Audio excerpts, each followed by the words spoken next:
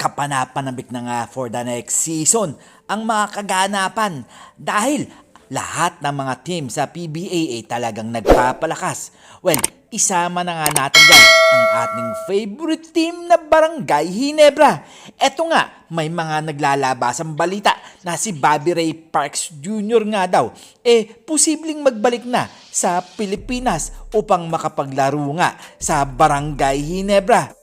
Alam naman natin na si Bobby Ray Parks Jr. naglalaro pa nga sa Japan B-League sa Nagoya Diamond Dolphins. Well mga parkoy, si Bobby Ray Parks Jr. nga nasa TNT Katropa ang rights neto. Pero ang gusto niya naman paglaruan ang Barangay Ginebra. Well, gustong-gusto nga ni Coach Tim Cone ang mga laruan ni Bobby Ray Parks Jr. dahil nga alam niya na kung paano gumalaw ito. Well, alam naman natin ang Barangay Ginebra, talagang kukuha yan ng mga malalakas na player. Well, matagal na nga gusto maglaro nito ni Ray Parks sa Gene Kings. At alam naman din natin na ang Japan B-League malaki magbigay dito. Alam nyo ba, lilipat pa kaya ito sa Pilipinas o sa Barangay Ginebra kung malaki naman ang bigayan sa Japan B-League? Well, kayo, ano ang inyong naiisip dito? Posible naman kaya na makabalik ito sa Pilipinas at makapaglaro sa ibang kupunan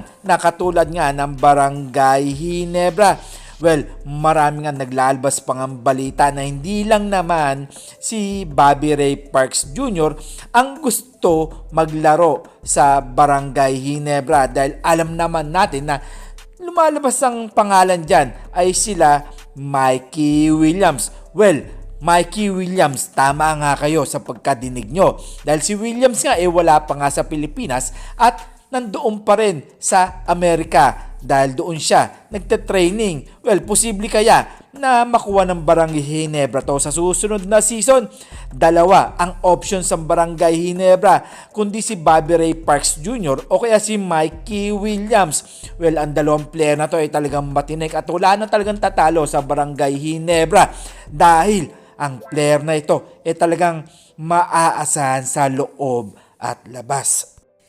Ang tanong dyan, pumayag naman kaya ang kanilang mother team na TNT Katropa? Well, imagine niyo mga parkoy, itong dalawang player na to na kung di pa rin sila umaalis sa TNT Katropa, mahirap nga talunin ang katropa natin dahil napakalakas nga neto dahil alam naman natin kontrapelo paminsan-minsan ng Barangay Ginebra ang team na ito. Well, Jeremiah Gray nga ang posibleng matrade sa susunod na season.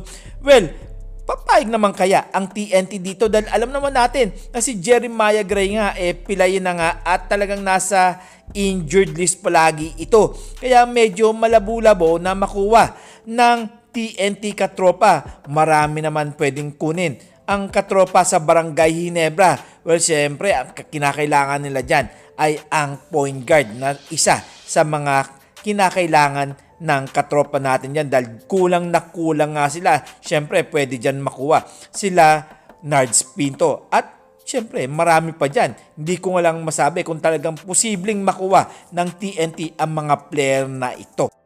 Syempre, hindi lang naman si Nards Pinto ang posibleng makuha ng TNT. Nandyan din sila Robert Bolick ng NLEX Road Warriors. Well, malamang ito ang makukuha ng katropa natin dahil alam naman natin ang statistic nito kung paano kumilos ito noong nasa Batang Northport. Well mga parkoy, mga rumor lang yan. Marami pa rin magbabago dyan sa susunod na season. Well, kayo na ang humusga dyan. Siyempre, magkomento lang kayo. At sasagutin natin yan isa-isa. And this is Tondoboy Vlogs. I'm out. God bless you all.